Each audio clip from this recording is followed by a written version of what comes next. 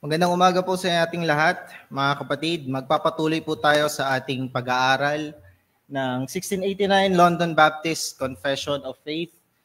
Kung nare-recall po natin, noong mga nakaraang Lord's Day, ang pinag-aralan po natin sa ating Sunday School ay the Doctrine of the Trinity. At natapos na po tayo sa chapter 2. Moving forward na po tayo sa panibagong chapter ng ating confession, ang chapter 3, na pumapatungkol sa of God's decree.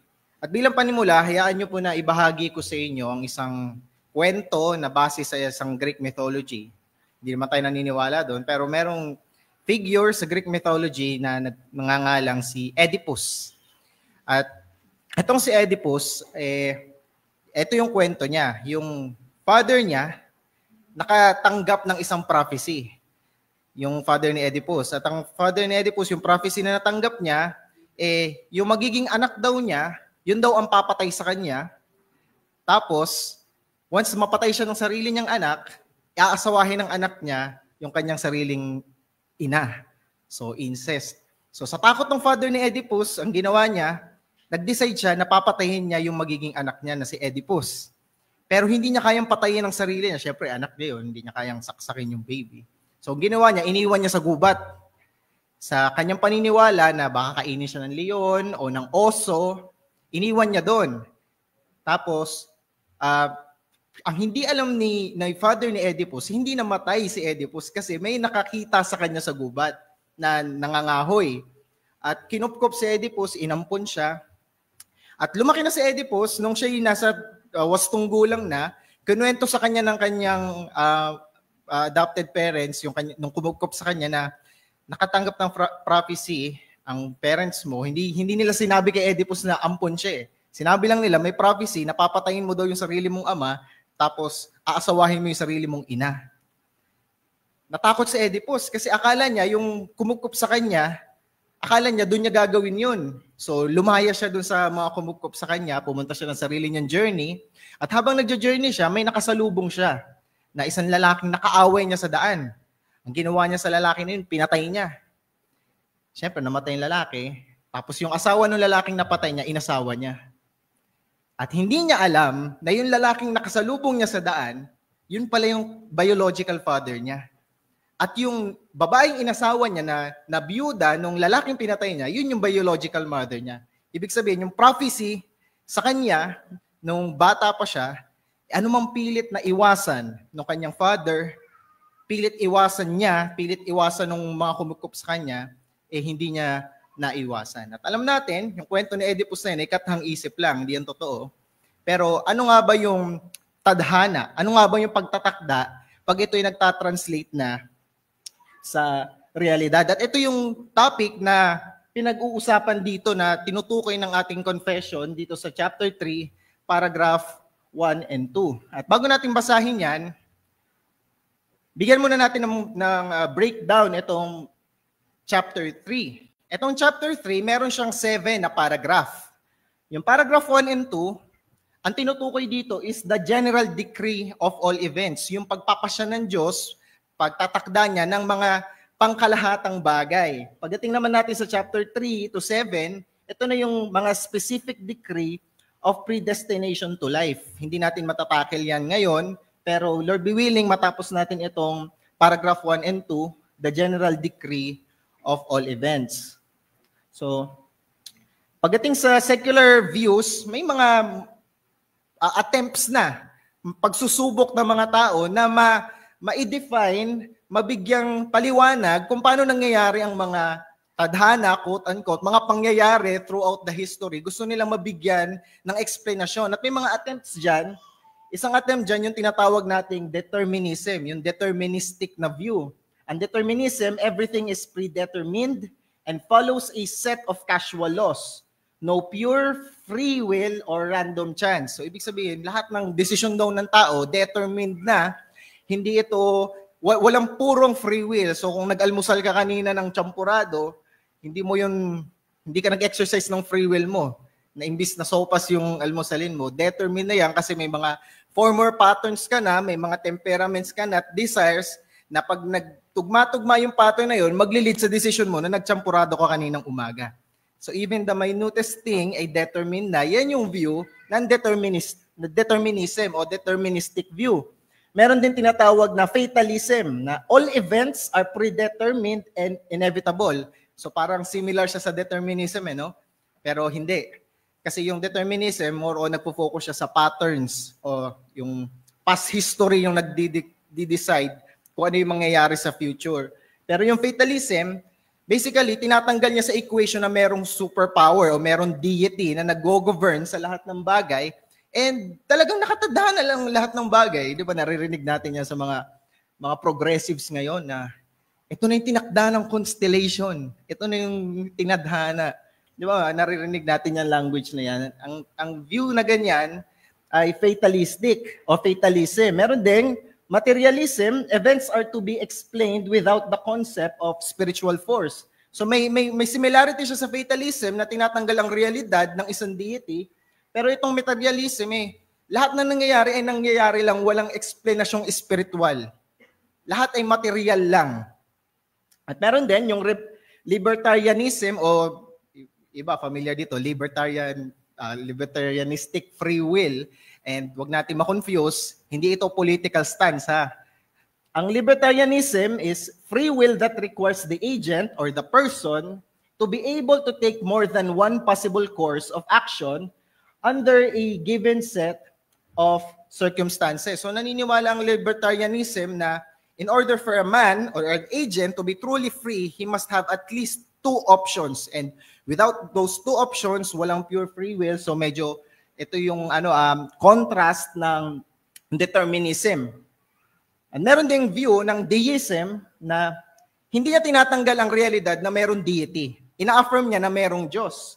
Things happen according to natural laws and processes, not divine intervention. So basically, ang view ng deism, may Diyos, ginawa niya ang sangkatauhan, ginawa niya ang universo, pero hindi siya nangialam kung paano ito aandar. So, nasa labas lang siya, pinapanood niya kung paano gumagana itong universo na ginawa niya. Gumagana ang mga universo na to base sa mga desisyon natin. Nag-aambagan tayo sa magiging takbo ng realidad moving forward sa future. Ayan yung deism.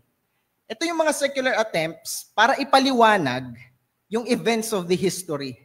Para ipaliwanag ang realidad kung bakit nangyayari ang mga nangyayari, bakit mangyayari ang mga mangyayari pa lang. Pero ito yung tanong. Anong tinuturo ng Biblia? What does the Bible teach on how events happen? At ang sagot natin dyan, na sinasagot din ng scripture at ng ating confession, because God decreed all events from eternity past. Nangyayari ang mga nangyayari dahil ito itinakda na ng Diyos. Dinikri na ito ng Panginoon from eternity past.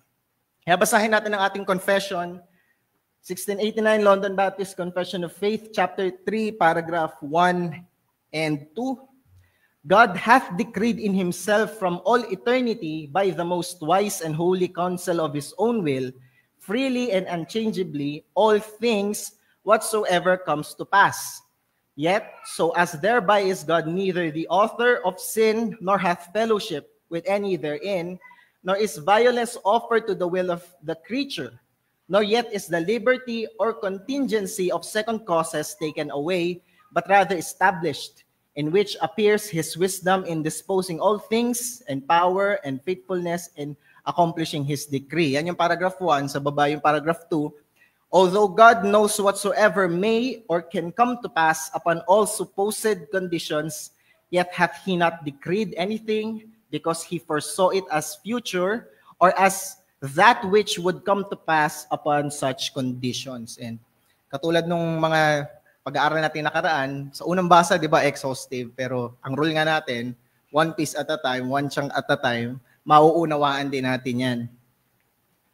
So bago natin pag-aralan yung tinuturo ng ating confession na God's decree or decree of God, define muna natin, ano ibig sabihin ng decree? Binigyan tayo ng sagot niya ng ating confession, the Baptist Catechism, question number 11. Yung iba, alam to bilang the Kitch's Catechism, kasi yung na-formulate na ito si Benjamin Kitch. So sabi ng ating catechism, the Baptist Catechism, question number 11, what are the decrees of God?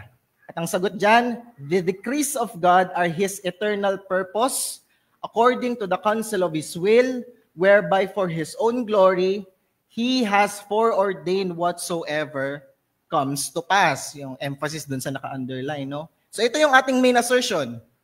God has decreed from all eternity all things whatsoever comes to pass. Kaya nangyayari ang mga nangyayari, kung bakit mangyayari ang mga mangyayari pa lang, dahil ito'y tinakdanan ng Diyos. Pinagpasyahanan ng Diyos, kailan? From eternity. From all eternity, all things whatsoever comes to pass. At hindi natin yan sinasabi arbitrarily, makikita natin yan sa ating confession mismo. Tingnan ninyo yung may highlight ng yellow. God hath decreed all things whatsoever comes to pass. So, ina-affirm yan ng ating confession. Since yun ang decree ay lahat ng pinagpasyahan ng Diyos na mangyari. Pakita natin yung argument ng Scripture patungkol dito sa God's decree. And una natin dyan titignan, yung decree daw ng Panginoon, walang makaka-frustrate. Nothing can frustrate God. Basahin natin sa Romans chapter 9, verse 19, sinabi dito ni Apostol Pablo, sasabihin mo nga sa akin, bakit humahanap pa siya ng kamalian? Sapagkat sino ang sumasalansang sa kanyang kalooban? So ang tanong ni Pedro, who can resist the will of the Lord? Therefore, malinaw sa Scripture na wala tayong magagawa para magulantang ang Diyos, para magulat siya na gusto niya sana, halimbawa nagdadrive ka, ang decree ng Diyos, kakabig ka sa kanan. Pero bigla mong nagulat ng Diyos, kumabig ka sa kaliwa. Hindi mo pwedeng gawin yun. Wala tayong magagawa para masuppress ang Diyos. Hindi siya nagugulat sa ating mga actions. At kahit kailan, hindi din natin mapu-frustrate, hindi natin mapu-foil kung ano na yung dinikri ng Panginoon. Makikita din natin that nothing can escape God's decree. Mababasa natin sa Daniel chapter 4, verse 34 to 35. Basahin natin yung verse 35. Sabi doon, at lahat ng nananahan sa lupa ay itinuturing na walang kabuluhan. Siya'y gumagawa ayon sa kanyang kalooban sa hukbo ng langit at sa mga nananahan sa lupa. Walang makakapigil sa kanyang kamay, ni makakapagsabi sa kanya, anong ginagawa mo? So wala daw pwedeng magsabi sa Diyos na, what are you doing? Hindi mo pwedeng sawayin ang kamay ng Diyos sa kung ano na yung pinagpasahan niya. Malinaw yan na tinuturo ng ating Biblia. At ano yung scope? Ano yung sakop ng decree ng Panginoon na ito? Makikita natin yan sa good and bad events. Di ba? Tayong mga tao, madali nating i-associate sa Diyos yung mga magagandang pangyayari. Pero reluctant tayo na i-associate sa Kanya yung mga bad events. Pero pinapakita ng Scripture na both the good and the bad events ayon sa decree ng Panginoon. Basahin natin sa Book of Amos, chapter 3, verse 6. Sabi dito, Amos 3, verse 6, tutunog ba ang trumpeta sa isang bayan at ang mga tao'y hindi matatakot? Mangyayari ba ang kasamaan sa isang bayan at hindi ginawa ng Panginoon? So ito yung tanong ng Scripture, mangyayari ba ang kasamaan na hindi ginawa ng Panginoon? Hindi siya yung actively gumagawa, pero ginawa niya in a sense that He has decreed it. Mas malinaw natin yung mababasa sa Isaiah chapter 45 verse 7. Sabi doon ni Yahweh, Isaiah 45 verse 7, ako ang lumilikha ng liwanag at gumagawa ng kadiliman, gumagawa ng kapayapaan at lumilikha ng kasamaan. Akong si Yahweh ang gumagawa ng lahat ng ito. Self-explanatory, di ba? Sinabi ng Panginoon, siya daw ang gumagawa ng mga magagandang bagay man o kahit mga hindi magagandang bagay. Ano pa, sakop niyan? Sinful acts. Itong mga makakasalanang gawa ng mga tao, sakop din yan ng decree ng Panginoon. Yan yung famous verse, Genesis 50 verse 20. Most of us are familiar sa passage na to. Ito di ba yung sinabi ni Joseph sa kanyang mga kapatid na binugbog siya at binenta siya? Tapos, nung nakaharap niya na yung mga kapatid niya, nung sinabi niya, Genesis 50 verse 20, sabi dito, tunay na inisipan ninyo ako ng masama, ngunit ito'y inilaan ng Diyos para sa kabutihan, upang maisakatuparan ang tulad sa araw na ito, upang iligtas ang maraming tao. Sabi niya sa kanyang mga kapatid, you meant it for evil, but God meant it for good. Alam natin yung passage na yan. So, kinathaman ito ng mga tao sa makasalanang paraan, ito'y niloob ng Diyos para sa kabutihan. Kaya sabi doon ni Joseph, upang iligtas ang maraming tao. Ito yung good. So ano pa? Free acts and choices. So huwag nating isipin na labas tayo sa kontrol ng Diyos sa pagpili natin kahit yung mga maliliit na bagay. Mababasa natin sa Proverbs 16 verse 1. Proverbs 16 verse 1. Ang mga plano sa puso ng tao ay mula sa Kanya, ngunit ang sagot ng dila ay mula kay Yahweh. So, yung mga plano daw natin, hindi naman tayo, di ba parang sinaniban tayo ng isang puwersa, bigla natin pinagplanuhan yung mga plano natin. Di ba, we feel free. Tayo mismo yung nag-isip ng mga plano natin sa buhay. Pero sinabi dito, yung sagot daw ng dila mula kay Yahweh. In short, yung fulfillment ng ating mga plans ay naka Yahweh pa rin. So, tayo yung kumakathan ng plans, but it is God who fulfills the plan. Yan din ang mababasa natin sa Proverbs 21 verse 1. Proverbs 21 verse 1, sinabi dito ng salita ng Panginoon, ang puso ng hari ay nasa kamay ni Yahweh, gaya ng mga agos ng tubig, kanyang pinapaling ito kung saan niya ibig.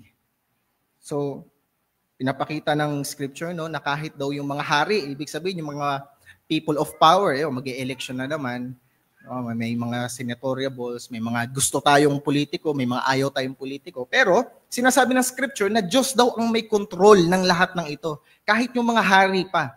So kahit kung yung mga hari ay kayang kontrolin ng Diyos, nasa kamay ng Diyos, how much more yung mga taong wala namang political power. Nakikita din natin ang decree ng Panginoon sa mga chance occurrences. Mababasa natin yan sa Proverbs 16 verse 33. Proverbs 16 verse 33, ang palabunutan ay inihahagis sa kandungan. Ngunit ang lahat ng pasya nito ay mula kay Yahweh. So kahit daw palabunutan. So sana hindi natin ito i-interpret na para tayong nasa kusino, na punta tayong kasino. The lot is in the hands of the Lord. Hindi ganon. Halimbawa na lang, pag naglaro ka ng snake and ladder, di ba may dice doon?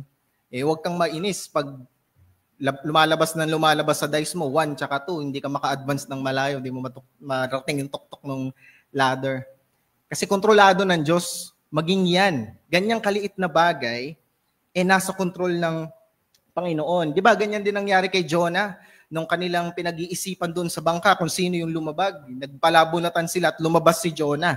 Hindi yun swertihan lang, hindi yun chance lang.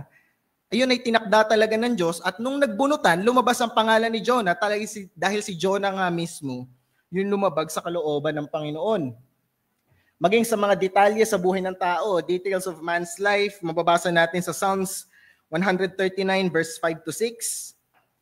Pinalibutan mo ako sa harap at sa likod at inilalapat mo ang iyong kamay sa akin. Ang mga gantong kaalaman ay napakahiwaga para sa akin. Ito'y mataas, hindi ko maaabot. So pag binasa natin yung buo ng Psalms 139, kahit yung paggawa ng Diyos sa atin, yung creation niya sa atin nung tayo nasa sinapupunan pa lang ng ating ina, hanggang lumalaki tayo, lahat yan ay kontrolado ng Diyos. Mababasa din natin sa Matthew chapter 10, verse 22 to 30. Si Kristo mismo nagsasalita dito sa Mateo chapter 10, verse 29 to 30. Hindi ba ipinagbibili ang 2 maya sa isang salaping tanso? At kahit isa sa kanila ay hindi nahuhulog sa lupa na hindi kalooban ng inyong ama. Ngunit maging ang mga buhok ng inyong ulo ay bilang na lahat. So, tingnan nyo, kahit daw buhok bilang ng Diyos, at according to science, wala pa daw natural thing, kasi may mga na-create na ng tao na man-made thing na mas thinner pa sa hair, pero walang nature-made na bagay na mas manipis pa kaysa sa human hair, ayon sa study. So isipin nyo, kahit ganun ka-insignificant sa atin, sabi ng Diyos, bilang daw niya ang mga buhok sa ating ulo. Ganun ka-concern, ganun ka-personal ang ating Panginoon. Maging ang affairs of nation, sa Proverbs 21 verse 31, ang kabayo ay inihahanda para sa araw ng labanan, ngunit si Yahweh ang nagbibigay ng tagumpay. So, diba, yung mga bansa, may mga armory sila, may mga army, China, Russia, yung mga countries na superpower. Yes, factor doon yung kanilang strength, military strength, pero sinabi ng scripture na si Yahweh daw ang nagbibigay ng tagumpay regardless kung gaano maghanda ang isang bayan. Ganon katindi ang sakop ng decree ng Panginoon. And the final destruction of the wicked, sinabi dito sa Proverbs 16 verse 4, ginawa ni Yahweh ang lahat ng bagay para sa kanyang layunin, maging ang masama para sa araw ng kasamaan, even the wicked for the day of destruction. Lahat ng ito ay galing sa Panginoon. Lahat ito ay decree ng Panginoon. So ganito kalawak yung decree ng Panginoon mula sa mga superpower, sa mga lalaking events of the history hanggang sa pinaka maliit, hanggang sa buhok ng ating ulo, lahat ito ay sakop ng kontrol at pagpapasya ng Diyos. Yeah, sabi ng iba, ibig sabihin, niloloob ng Diyos yung mga karumal-dumal na aksyon ng mga tao, mga crimes. Ano yung greatest crime in the history? Di ba, yung pagpatay kay Jesucristo. Lahat ng crimes na nakumit ay kinumit sa mga taong makasalanan, pero the crime that was committed to Christ, si Christ hindi naman makasalanan. Pero sinabi ng Acts chapter 2, di ba, na ito'y according sa foreknowledge and predetermined plan of God the Father. So kung yung greatest crime in history ay galing sa predetermined plan and foreknowledge of God, how much more yung ibang mga crimes? Ganun kalawak ang decree ng Panginoon. Nakikita din natin dito that nothing can influence God's decree. Masahin natin yung Romans 11 verse 34. Sinabi ni Apostol Pablo, sapagkat sino ang nakakaalam ng pag-iisip ng Panginoon o sino ang naging kanyang tagapayo? Brethren, walang tagapayo ang Diyos, wala siyang advisor. Kung ang ibang mga politiko, meron silang mga committee na tatanungin nila kung anong susunod na step dahil hindi naman sila expert sa lahat ng bagay, ang Diyos, walang ganun. Hindi niya kailangan mag-inquire sa utak ng kahit sino man. Lahat ng bagay, dinikri na niya, pinagpasyahan niya na before eternity.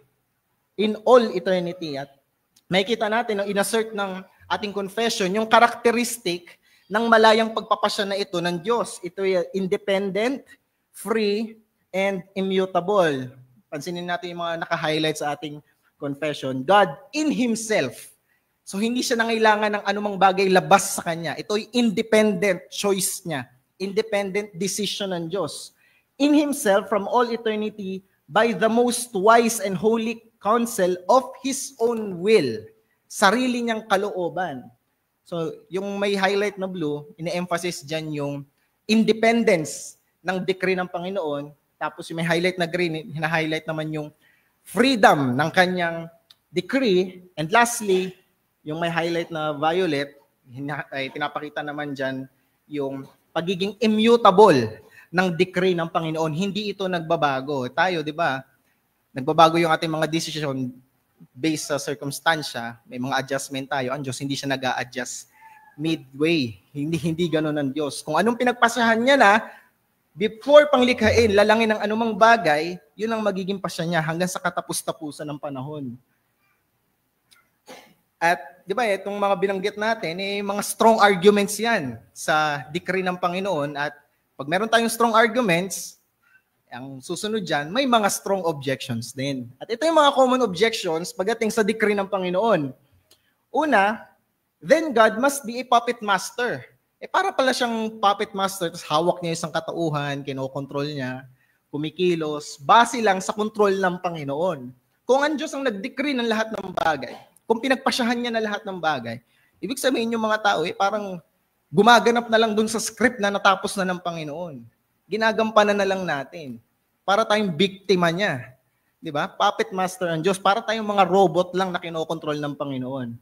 But the free will of the creature is not violated. Mababasa natin yan sa Acts chapter 4, verse 27 to 28. Binanggit ko na ito kanina. Acts chapter 4, 27 to 28. Sapagkat tunay na sa lungsod na ito ay nagtipon laban sa inyong banal na lingkod na si Jesus, na inyong pinahiran sina Herodes at Poncio Pilato kasama ang mga hintil at ang mga tao ng Israel upang gawin ang lahat ng tinakda ng iyong kamay at ng iyong layunin na maganap. So sinabi nung binasa nating verse na may layunin ang Diyos na magaganap. Pero hindi niya pinalampas na ang kumatha daw na ito ay mga Hudyo, mga Israelita, si Herodes at si Poncio Pilato. So yes, nandun ang decree ng Panginoon, pero hindi niya ginawang passive lang yung mga tao. Sila talaga yung acquitted doon sa crime. Makabasa din natin sa Philippians chapter 2, verse 13. sapagkat ang Diyos ang gumagawa sa inyo, maging ang pagnanais at ang paggawa ayon sa kanyang mabuting kalooban. So even in our sanctification, ordained na daw ng Diyos, pero we should exercise it actively. So again, nandun na naman yung sovereignty ng Panginoon, na siya ang nagtakda ng bagay, at nandun yung responsibility ng mga tao. Kaya si Judas, nung kanyang pinagkanulo si Jesus, hindi naman yung parang nakaupo lang si Judas one pleasant afternoon, tapos biglang kumilos ng yung katawan niya mag-isa, pumunta siya sa mga Pariseo, binenta si Jesus para sa mga silver coins na parang labag sa loob niya. Ayaw niya sana kaso napilitan siya Hindi gano'n na nangyari. Willing talaga si Judas. Gusto niya talagang ipagkanulo si Jesus. Di ba, kung naalala ninyo, yung may lalaking nakulong kasi nanghipo siya ng isang babae, tapos in-interview siya ng GMA7 nung nandun siya sa kulungan. Humihima siya dun sa Remas, in-interview siya ng GMA7, sabi ng lalaki, natutulog po ako biglang umandar yung kademonyohan ng kamay ko. Ayun, gumalaw. Parang sinasabi niya na hindi niya gusto yun, natutulog lang siya, biglang gumalaw pusa yung kamay niya, hinupuan niya yung babae. Hindi ganon. Hindi totoo yun, dahil ang mga taong gumagawa ng kasalanan, gusto talaga nilang mangyari yun. Pinipili ng mga taong gawin ang kasalanan. At kahit tayo, sa ating experience, hindi naman parang ayaw sana natin kaso napilitan tayo. Di ba? Tuwing nagko-commit tayo ng sin, we enjoy it. Gusto nating gawin yon dahil ang sin ay enjoyable talaga sa ating flesh. Kinikrave siya ng ating flesh. So hindi tayo kino-coerce. Ito yung tinatawag ng mga theologian na confluence. God's decree is affirmed while human responsibility is recognized. Ito yung dalawang katotohanan na tinuturo ng Scripture na ang Diyos ang nagtakda ng lahat ng bagay. Yet, tayong mga tao ang responsible sa ating mga actions. Hindi natin pwedeng paglabanin yung dalawa na yan dahil parehas yan tinuturo ng Scripture. So, ang Diyos, malinaw, hindi siya puppet master. Then that would mean God is the author of sin.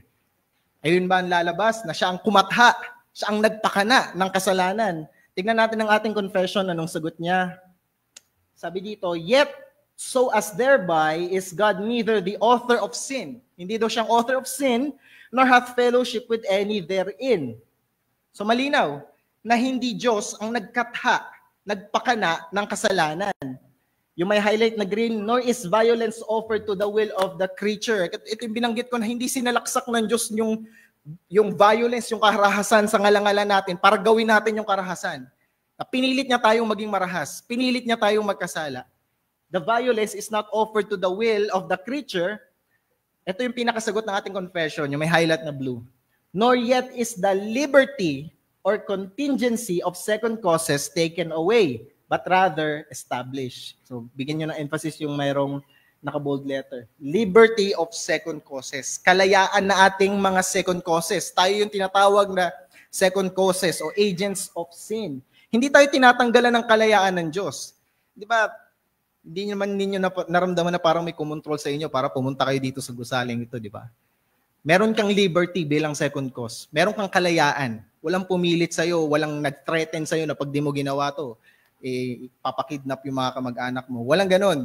Meron tayong kalayaan na ginawa natin ito. Hindi ito sinalaksak ng Diyos sa ngalangalan natin para gawin natin. So, God is infinitely holy. So, hindi totoo na God is the author of sin kasi ilang beses inassert ng Scripture na ang Diyos ay banal-banal-banal. Diba doon sa Isaiah chapter 6 verse 1 to 3, nung merong vision si Prophet Isaiah, nakita niya ang Diyos na nakaupo sa kanyang luklukan, yung mga creatures around the throne, sumisigaw, holy, holy, holy. Kung superlative na yung pangalawang holy, how much more? 3 beses sinabi. Gaano pa kabanal ang Diyos? He is holy like no other. So therefore, malinaw na hindi tinuturo ng Scripture na gumawa ang Diyos ng kasalanan by decreeing sin. And kanina, binasa na natin to, Genesis chapter 50 verse 20, you meant it for evil, God meant it for good. God overrules evil for good. Sin is an exercise of free choices of people. Ito yung binasa natin kay Herod and Pontius Pilate, Acts chapter 4, na in-exercise natin yung kalayaan natin pag tayo'y gumagawa ng kasalanan. Ayun yung pangalawang objection, and ito yung pangatlong common objection. How about yung permissive will? Di ba na parang hindi sana yun ang kalooban ng Diyos, kaso permissive ka eh. So parang ang Diyos sige na nga, mag-give in na lang ako sa'yo. Ang kulit mo kasi. So yung will mo na lang yung susundin. Hindi ganun ang tinuturo ng scripture. Kung yan ang ibig sabihin natin sa permissive will, na parang nababali natin yung will na ng Panginoon, hindi yan ang tinuturo ng scripture. The God of the Bible is not a puny God. Hindi siya tulakin. Hindi siya weakling. Hindi siya movable na Diyos pa ang mag-give in sa gusto mong mangyari kasi napakakulit mo. Hindi ganun ang scripture. Kung ganyan ang Diyos na sinasamba mo, you're not worshiping the true God. Dahil ang Diyos, immutable in His decree. At ito yung dulo ng ating confession, yung may highlight. Binigay sa atin yung characteristics ng kanyang decree. Ito ay kanyang, nag-appear dito ang kanyang wisdom, power, and faithfulness. Basahin natin, in which appears His wisdom in disposing all things, and power and faithfulness in accomplishing His decree. Itong part na to, wala ito sa Westminster Confession of Faith. Unique ito sa atin. Tayo lang yung may confession na merong ganito. Dahil nga ang 1689 London Baptist Confession of Faith ay hindi lang siya basta doctrinal, meron siyang devotional side din. So we can only marvel kung gaano ka dakila ang Panginoon in His wisdom and power and faithfulness. No human mind can orchestrate itong human history in its perfection, kundi Diyos lamang. At tignan natin itong last part. Extend lang tayo ng onte para matapos natin yung paragraph 2. So next Lord's Day, paragraph 3 na tayo. Sabi dito sa last part, although God knows whatsoever may or can come to pass, kahit alam niya lahat ng mangyayari, upon all supposed conditions, yet hath He not decreed anything because He foresaw it as future, or as that which would come to pass upon such conditions. So basically, ang sinasabi ng paragraph 2, ang Diyos hindi siya tumingin sa future, tinignan niya yung mga best possible situations, tapos yun yung dinikri niya kung alin yung pinakamagandang option. No? Parang ang Diyos, meron siyang option A, option B, option C. Tapos tinignan niya, pag pinili ko ito yung option A, ito yung mangyayari. Pag pinili ko option B, ito yung mangyayari. Pag pinili ko option C, ito yung mangyayari. So magde-decide siya, aling option dito yung magbe-best fit sa scenario na gusto ko mangyari. Option B. Click niya option B, mag-open ang options yung option B, option A, B, C, D, E, and so on and so forth. So, namimili lang ang Diyos looking into the future kung ano yung i-decree niya. Hindi ganun ang Diyos. Sabi di ba sa ating confession, sa may pinakataas, God hath decreed in Himself from all eternity. Hindi niya pinapanood mag-unfold in a futuristic sense ang human history, tsaka siya magde-decide. Nag-decide na siya from all eternity. Wala pang Genesis chapter 1 verse 1. Na-decree niya na ang lahat ng bagay. Di ba merong ganung view, yung open theism, yung hindi talaga sure ang Diyos kung anong mangyayari sa future. So along the way, nagde-decide siya. Para din siyang tayo. Di ba? Along the way, nagde-decide din tayo. Depende kung ano yung magbe-best fit sa gusto nating mangyari. Hindi ganun ang Diyos. Ang Diyos, pinagdesisyonan na niya kung ano yung magdadala sa kanya ng greatest glory sa sarili niyang pangalan from all eternity. At dyan tayo nagtatapos sa ating study ng ating chapter 3, paragraph 1 and 2. At bilang conclusion lang, sabi dito ni Apostol Pablo sa 1 Corinthians chapter 2, verse 16, for who has understood the mind of the Lord so as to instruct Him? Sinong nakaalam ng utak ng Diyos, ng isip ng Diyos para maging tagapayo niya? And alam ko, mga kapatid, yung pinaliwanag ko kaninang confluence, God's sovereignty, siyang nagtakda ng lahat ng bagay, and human's responsibility, na tayo yung responsible sa ating mga action. Alam ko, meron talagang room na hindi talaga natin kayang i-grasp, hindi natin kayang i-reconcile yung dalawa sa ating isip. Pero we are Bible believers. We believe God at kung paano niya nireveal ang kanyang sarili in His Word. We are not mere logicians. Hindi tayo mere philosophers lang. Doon sa ating past lectures, sa Doctrine of the Trinity, di ba meron tayong assertion doon na hindi natin kayang unawain fully ang Trinity. Because how can one being called God exist in three persons? Paanong one, God the Father, two, God the Son, three, God the Holy Spirit, hindi equal sa three gods? Paano yung tatlong persona equal to one God lang? Hindi natin alam. Against ba ang Bible sa logic? Kasi logic tells us, basic math tells us that 1 plus 1 plus 1 equals 3. Pero tinuturo ng scripture na 1 person plus 1 person plus 1 person of the Trinity equals 1 God. Is it against logic? Is it against basic math? No. Narinig ko to from Pastor Noel Espinosa. This is beyond logic. The Bible is not against logic. It is beyond logic. Hindi niya kino-contradict ang logic. And in the same way, ganun din ang study natin ng God's decree. Now, we cannot fully comprehend, we cannot fully reconcile itong dalawang reality na to. Pero tinuturo siya parehas ng scripture. Meron tayong temptation na i-connect lahat ng dots, have every I dotted and every T crossed. Gusto nating malaman bakit point A nakarating sa point B. Pero mga kapatid, hindi tayo mere logicians lang. We are believers of God at kung paano niya ni-reveal ang kanyang sarili sa scripture. At ganito niya ni-reveal ang kanyang decree. He has decreed everything from eternity past, yet we are responsible for our actions. Kaya may nagtanong sa akin dati, sinabi niya, paano mo kinaya na sumamba? Paano ninyo kinayang sumamba sa Diyos na control freak? Bakit ka nagpipray sa Diyos? Alam niya naman pala yung mangyayari. Pipray ka pa. Tanong mo na lang sa Kanya anong mangyayari. Huwag ka na mag-pray. Huwag ka nang tatanong mo pa sa Diyos, Panginoon, pagalingin mo yung aking ina na may sakit. Pinakdayan ng Diyos Alam niya naman mangyayari dyan. Alamin mo na lang. Hindi yan ang tanong, mga kapatid. Ang tanong, bakit ka magpipray sa isang Diyos na hindi kontrolado ang lahat ng mangyayari? Bakit ka magpipray sa Diyos na hindi alam ang mangyayari sa future? Bakit ka sasamba sa Diyos na hindi kontrolado ang lahat? Kasing frustrated mo lang ang Diyos na yon. Di ba tayo, hindi natin alam ang future? We have no control. Kung walang control ang Diyos, kung clueless siya sa future, parehas lang tayo ng frustration sa Diyos. But because God knows the future, because He has decreed everything to come to pass from all eternity, therefore we can trust Him. We can pray to Him. He is worthy of our worship. Kaya sabi ni Charles Spurgeon, when you go through a trial, the sovereignty of God is the pillow upon which you lay your head. Kung hindi soberano ang Panginoon, walang comfort. Wala tayong assurance sa mangyayari. Pero dahil God is sovereign, nalalaman natin hindi tayo lost case. Hindi tayo lost cause. Lahat ng nangyayari sa buhay natin, sabi ng Romans 8:28, ay kinakathan ng Diyos para sa kabutihan ng kanyang mga tao. This is very comforting.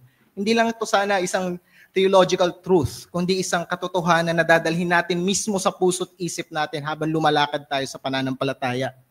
Sinabi pa ni Dr. R.C. Sproul, if there is one maverick molecule in the universe, one molecule running loose outside the scope of God's sovereign ordination, then ladies and gentlemen, there is not the slightest confidence that you can have that any promise that God has ever made about the future will come to pass. So basically, ang sinasabi ni Dr. R.C. Sproul, kung meron lang isang molecule, isang maverick molecule, free molecule, inside the universe na labas sa control ng Panginoon, that molecule can control the cause or can affect the cause of what we know as reality, and it can affect bigger causes, therefore altering all of God's promises. Therefore, we cannot trust God. Therefore, God is a liar. Therefore, God is incompetent. Therefore, God is not God at all. Kung merong one molecule outside of God's control. But praise God, walang one molecule outside of God's control. Everything is under His control. It's very comforting for us na believers ng Panginoon. Kaya siya'y worthy ng lahat ng ating trust, ng lahat ng ating peace. Dahil dyan mga kapatid, saglit tayo manalangin. O Diyos, salamat po sa katotohanan na itinuro mo sa iyong salita at sa aming confession. Nawa hindi lang ito basta konsepto tungkol sa iyo na panghahawakan lang namin bilang mga Reformed Baptist, kundi ito'y katotohanan na talagang yayakapin namin habang lumalakad kami sa aming pananampalataya. Salamat o Diyos dahil mapagkakatiwalaan namin kayo, dahil kayong may kontrol ng lahat ng bagay. Salamat Ama, na talaga namin sa iyong remaining hours ng Lord's Day na ito. Sa ngalan ng iyong anak na si Jesus. Amen.